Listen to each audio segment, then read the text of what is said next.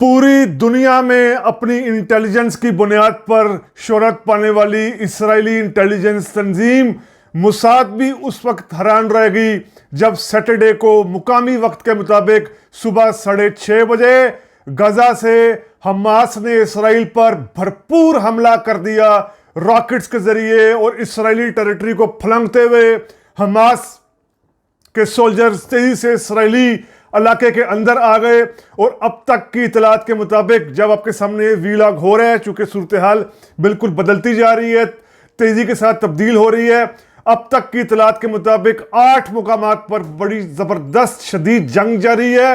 اور اب تک جو یہ غیر جانبدار ذرائع دعویٰ کر رہے ہیں، 300 سے زائد اسرائیلی ہلاکتیں ہو چکی ہیں اور 350 سے زائد فلسطینیوں کی ہلاکتیں ہو چکی ہیں۔ یہ اب تک کی تعداد ہے۔ ظاہری بات ہے صورتحال جنگ میں تیزی سے تبدیل ہو رہی ہے۔ آج ہم ری تھنک وتھ عمر جاوید میں اس کانٹیکسٹ کو سمجھنے کی کوشش کریں گے کہ حماس نے یہ اچانک حملہ کیوں کیا، سرپرائزنگ اٹیک کیوں کیا، اور خاص طور پر یہ اس دن کا انتخاب کیوں کیا گیا۔ یہ بڑا دلچسپ ہے جاننا 7 اکتوبر کا انتخاب کیوں کیا گیا۔ آج ہم ری تھنک میں جو یہ حماس نے جنگ کی ہے اسرائیل پر، اور اسرائیل پھر اس کا مقابلہ کر رہا ہے، جواب دے رہا ہے، اس سارے کانٹیکسٹ کو سمجھنے کی کوشش کریں گے۔ تو پالیٹکس اور ہسٹری کو اس کے ریئل کانٹیکسٹ میں سمجھنے کی کوشش اور جستجو کرنے والے تمام ویورز کو ری تھنک وتھ عمر جاوید میں خوش آمدید۔ اسرائیل کو آج 50 سال بعد ایک لحاظ سے پھر ایک ایسا سرپرائز ملا ہے جیسا سرپرائز اس کو ایگزیکٹ 6 اکتوبر 1973 کو ملا تھا، یوم کپور جس کو کہا جاتا ہے۔ یوم کپور جو جیوز کے لیے ایک ہولی ڈے ہوتا ہے، جس میں جیوز اپنے پرانے جو جیوز کے مطابق اپنے جو انہوں نے سنز کیے ہوتے ہیں، گناہ کیے ہوتے ہیں، اس کی تلافی کا ایک دن ہوتا ہے، ان کا ایک مقدس، یعنی دنیا میں جس طرح ہر مذہب کے کئی مقدس دن ہوتے ہیں، ان کا مقدس دن یوم کپور ہوتا ہے۔ تو 6 اکتوبر 1973 کو ایجپٹ اور سیریا نے ایک سرپرائز دیا تھا، سرپرائزنگ اٹیک کر دیا تھا اسرائیل پر۔ مقصد یہ تھا کہ 1967 کی جنگ میں اسرائیل نے جن علاقوں پر قبضہ کر لیا تھا وہ علاقے واپس لے لیا جائیں۔ 1967 میں اسرائیل نے جن علاقوں پر قبضہ کر لیا تھا، وہ جیسے اس نے گولان ہائٹس کا کنٹرول اپنے پاس لے لیا تھا، اس نے مصر سے غزہ کا علاقہ لے لیا تھا، اردن سے مشرقی یروشلم کا علاقہ لے لیا تھا، ویسٹ بینک کے علاقے پر قبضہ کر لیا تھا، ایجپٹ سے سنائی کا علاقہ لے لیا تھا۔ 1973 میں 2 بڑے عرب یہ فوجیں تھیں، مصر کی اور شام کی، ان کی طرف سے بھرپور کوشش کی گئی، خیر وہ کامیاب نہیں ہوئے۔ لیکن اس کے بعد ایجپٹ کا معاہدہ ہو گیا اسرائیل سے، اور اسرائیل نے جو سنائی کا علاقہ ہے وہ ایجپٹ کو واپس کر دیا، لیکن باقی علاقوں میں صورتحال جوں کی توں رہی۔ اب ہم یہ سمجھتے ہیں کہ یہ اٹیک جو حماس نے کیا ہے، یہ سرپرائزنگ اٹیک کہا جا رہا ہے، لیکن اس کا پس منظر کیا ہے؟ یہ کیوں ایسا حملہ حماس کی طرف سے کیا گیا ہے، اور نیتن یاہو کیوں مجبور ہو گئے ہیں یہ اعلان کرنے پر کہ ہم حالت جنگ پر آ گئے ہیں؟ تھوڑا سا کانٹیکسٹ اگر ہم سمجھیں تو حماس جو ہے یہ 1987 میں احمد یاسین کی طرف سے ایک گروپ بنایا گیا تھا، جو ایجپشن مسلم بردرہڈ، یعنی جو ایجپٹ کی اخوان المسلمین تنظیم تھی، اس کا ایک لحاظ سے اس کی ایک برانچ تھی، اس کی ایک شاخ تھی۔ اب اس میں اور جو یاسر عرفات کی PLO ہے، فلسطینی لبریشن آرگنائزیشن، اس کے اندر جو فتح پارٹی ہے، یاسر عرفات کی فتح پارٹی رہی ہے، جس کی ابھی بھی فتح پارٹی کی حکومت ہے ویسٹ بینک کے علاقے میں۔ فلسطین کے 2 علاقے ہیں، ایک ویسٹ بینک کا علاقہ ہے اور دوسرا غزہ کا علاقہ ہے۔ ویسٹ بینک کے علاقے میں فتح پارٹی کے ہی محمود عباس صدر ہیں۔ یہ جو الفتح پارٹی ہے یاسر عرفات کی، اس پر ایک تو یہ کہ یہ کمپرومائز کی طرف آ گئی تھی۔ یاسر عرفات نے کوئی شک نہیں کہ لیٹ 60s میں 70s میں کسی حد تک 80s میں بھی مقابلہ کیا اسرائیل کا، اسرائیلی جارحیت کا ہر حوالے سے، ایک مسلح تحریک بھی چلائی، عالمی حوالے سے بھی سفارتی کوششیں بھی کرتے رہے۔ لیکن 90s کے بعد یہ تنظیم کمپرومائزز کی طرف آ گئی۔ اس کا سب سے بڑا ثبوت 1993 میں اوسلو اکارڈ جو ہوا تھا، امریکہ نے یہ اوسلو اکارڈ کروایا تھا۔ اس اوسلو اکارڈ میں یاسر عرفات نے تسلیم کیا اسرائیل کو اور یہ کہا کہ اسرائیل کو ہم تسلیم کرتے ہیں ایک سٹیٹ کے طور پر. 1967 کی پوزیشن سے اسرائیل کو پہلے آ جانا چاہیے, ہم اسرائیل کو مان لیں گے. اور اسی کے ساتھ اس معاہدے کے تحت اسرائیل نے الفتح پارٹی کو یا پی ایل او کو یعنی فلسطینیز لبریشن آرگنائزیشن کو ایک ریکگنائزڈ تنظیم کے طور پر مان لیا. اور اس کے بعد پھر جو کئی ایسے فلسطینی مزاحمت کار تھے جو اس معاہدے سے خوش نہیں تھے, ان کو وہ ایسے آوازیں زور پکڑنا شروع ہو گئی, اور ایسی آوازوں میں پھر پرو جہادی اور اسلامک جو تھے, اسلامک شدت پسند تھے, اسلامک ایکسٹریمسٹ تھے, وہ بڑا مضبوط ہونا شروع ہو گئے. اور اس کے ساتھ ساتھ جو پی ایل او کے لیڈرز ہیں, ان میں یاسر عرفات بھی شامل ہیں. یاسر عرفات اور ان کے خاندان پر بھی کرپشن کے بہت زیادہ الزامات لگنے شروع ہو گئے. جو غیر جانبدار ذرائع تھے وہ یہ بتانا شروع ہو گئے کہ پی ایل او کے جو لیڈرز ہیں انکلوڈنگ یاسر عرفات کی فیملی, وہ بھی بہت زیادہ کرپشن اور جو یہ فلسطینیوں کے لیے فنڈز تھے ان کے ذریعے کافی کچھ انہوں نے باہر کے ملکوں میں ان کے اکاؤنٹس بھی, جائیدادیں بھی, اور کافی یعنی پی ایل او کے لیڈرز پر کرپشن کے الزامات بھی لگے. دوسری طرف کمپرومائز کے الزامات بھی لگے اسرائیل کے ساتھ اور پورے اس فلسطینی کاز کے ساتھ کمپرومائز کے لگے. تو یہ وہ دور تھا کہ حماس آہستہ آہستہ جو ایک اسلامک ایکسٹریمسٹ گروپ ہے, ایک پرو جہادی گروپ ہے, یہ مضبوط ہونا شروع ہو گیا. اب ہوتا کیا ہے, اب ٹائم لائن تھوڑی سی ہم دیکھیں, دلچسپ بڑی ٹائم لائن, وہ یہ کہ اگست 2005 میں اسرائیل غزہ سے اپنا قبضہ چھوڑتا ہے 38 ایئرز کے بعد, 38 سال بعد غزہ کا کنٹرول چھوڑتا ہے. اور پھر 2006 میں الیکشن ہوتے ہیں فلسطین میں, ان میں غزہ میں جو میجورٹی ملتی ہے وہ حماس پارٹی کو ملتی ہے. اب حماس پارٹی کو امریکہ, یورپ اور دنیا کے کئی ممالک ایک ٹیررسٹ تنظیم سمجھتے ہیں. اس وجہ سے وہ حماس کا کنٹرول نہیں مانتے, حماس کی جیت کو تسلیم نہیں کرتے جو غزہ کے علاقے میں ہوئی ہے.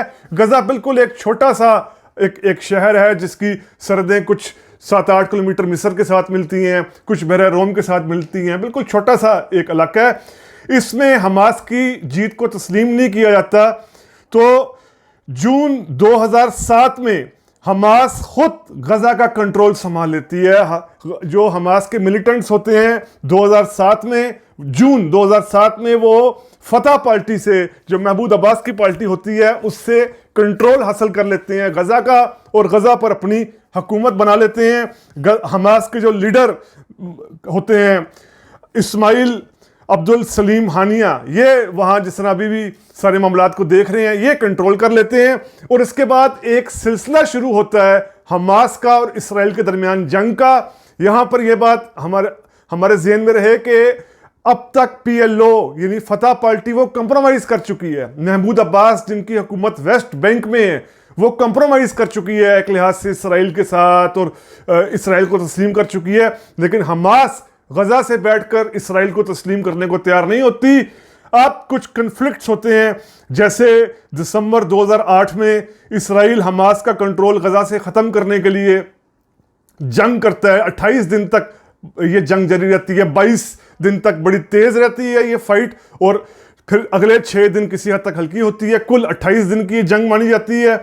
اسی طرح پھر نومبر 2012 میں اسرائیل حماس کے military chief of staff Ahmed Jabari کا قتل کرتے ہیں, جس پر پھر 8 دن جنگ ہوتی ہے حماس کی اور اسرائیل کی.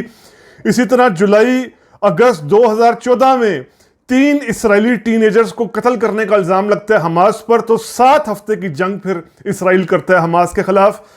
مئی 2021 میں رمضان کے آس پاس الاقصی کمپاؤنڈ جو ہے جروسلم میں, یہاں پر مسلمان یہ جو خاص طور پر حماس کے ملیٹنٹس ہیں, حماس کے عہدیدار ہیں, وہ کہتے ہیں کہ ہمیں یہاں پر عبادت کرنے کی اجازت دی جائے.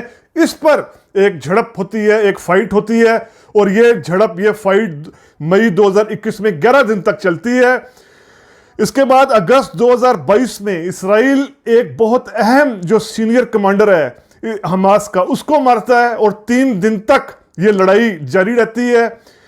اب لیٹسٹ ہم بات کریں تو جنوری 2023 میں پھر ایک دفعہ اسرائیل ایک بڑا حملہ کرتا ہے ریفیوجی کیمپ پر, اور پھر حماس اس کے جواب میں غزہ کی طرف حملہ کرتا ہے, اور غزہ के जरिए हमला करता है इसराइल पर, और यह झड़प कुछ अरसे तक जारी रहती है। अब अगर हम देखें कि ये सरप्राइजिंग अटैक जो हमास की तरफ से हुआ है, इसके कुछ इस अटैक को जो नाम दिया जा रहा है तूफानुल Aqsa operation, Aqsa flood operation, या इसको अगर हम अरबी या उर्दू में कहें तो तूफानुल अक्सा ऑपरेशन, इसमें जो बुनियादी डिमांड्स हैं, बुनियादी कई मुतालबात हैं, वो तो ये हैं कि जिस तरह इसराइल अपनी सेटलमेंट्स बना रहा है, ख़ास तौर पर नेतन्याहू की जो पार्टी है लिक्विड पार्टी, वो खुद बड़ी एक्सट्रीम की राइट विंग है, और लिक्विड पार्टी को, नेतन्याहू को प्राइम मिनिस्टर के तौर पर जो इसराइली पार्लियामेंट है उसके अंदर सपोर्ट भी ऐसी पार्टीज की मिल रही हैं जो एक्सट्रीम की ज्यूइश पार्टीज हैं, एक्सट्रीमिस्ट ज़ायनिस्ट पार्टीज हैं। जैसे जो लेबर पार्टी है इसराइल की, वो एक्सट्रीमिस्ट नहीं है, लेकिन नेतन्याहू की पार्टी लिक्विड पार्टी और इनके हामी जो हैं जो इसराइली पार्लियामेंट केनेसेट में, वो सब इंतहाई एक्सट्रीमिस्ट हैं। तो ये सेटलमेंट्स बना रहे हैं गजा के इलाकों में, वेस्ट बैंक के इलाकों में, गुज़श्ता कई सालों से यहूदियों को, ज्यूज़ को यहाँ पर ज्यूज़ के सेटलमेंट्स बना रहे हैं। एक तो हमास को ये, दूसरा ये कि जिस तरीके से इसराइल ने बहुत बड़े पैमाने पर वहाँ जिस तरह बैरिकेडिंग की हुई है, वहाँ जिस तरह फेंसिंग की हुई है, हमास को इस पर एतराज़ है, और हमास को इस पर भी एतराज़ है कि इसराइल वक्फे से अपने इलाके से बैठकर गजा पर बमबारी करता है, रॉकेट दागता है, मासूम लोगों को हलाक करता है, मासूम अफराद को हलाक करता है। तो ये ऐसे चंद बुनियादी, जो अभी फौरी तौर पर जो ये अटैक किया गया, ये चंद ऐसी बुनियादी वजूहात हैं। लेकिन यहाँ पर फिर ये बात कि हमास इसराइल का वजूद उस तरह तस्लीम करने को तैयार नहीं है जिस तरह अल फतह पार्टी जो वेस्ट बैंक में है महमूद अब्बास की, वो करने को तैयार है, वो बल्कि कर चुकी है। अब ऐसे में जो इसराइल को तेज़ी से कई अरब ममालिक तस्लीम कर रहे हैं, जिनमें हाल ही में यूएई की मिसाल है, कई खलीजी रियासतों की मिसाल है, और सऊदी अरब भी बहुत जल्द इसराइल को तस्लीम करने वाला है, तो बेहतर होता अगर इसराइल को मजबूर किया जाता कि वो 1967 से पहले की पोजीशन पर चला जाए। मुकम्मल तौर पर पहले की पोजीशन पर 1967 की जाने से इसराइल एक रिकॉग्नाइज्ड रियासत बन सकता है, क्योंकि जाहिर बात है अब आज ये कहना कि इसराइल का कोई वजूद नहीं है, इसराइल को मिटा देना चाहिए, इसराइल को ख़त्म कर देना चाहिए, अब आज के हालात में मुमकिन नहीं है। लेकिन बेहतर होता अगर इसराइल से ये डिमांड की जाती कि एटलीस्ट वो 1967 की जंग के के नतीजे में उसने जो इलाके भी अपने कंट्रोल में किए थे उनसे मुकम्मल तौर पर वो बाहर निकल आए और यहाँ का कंट्रोल मुकम्मल तौर पर फ़लस्तीनियों को दे दे। लेकिन ऐसा नहीं हो रहा, जंग अभी जारी है, पूरी दुनिया की तवज्जो इस पर लगी हुई है। हम भी इस जंग का हमने थोड़ा सा कॉन्टेक्स्ट समझने की कोशिश की। आने वाले वीलॉग्स में भी इस जंग के हवाले से जो अहम खबरें होंगी, अहम डेवलपमेंट्स होंगी, उन पर हम अपनी नज़र बरकरार रखेंगे। तो उम्मीद करता हूँ आपको इस जंग पर, इस सरप्राइजिंग हमास के अटैक पर किया जाने वाला ये वीलॉग पसंद आया होगा। अगर पसंद आया है तो काइंडली सब्सक्राइब कीजिए रीथिंक विद उमर जावेद को। बहुत शुक्रिया।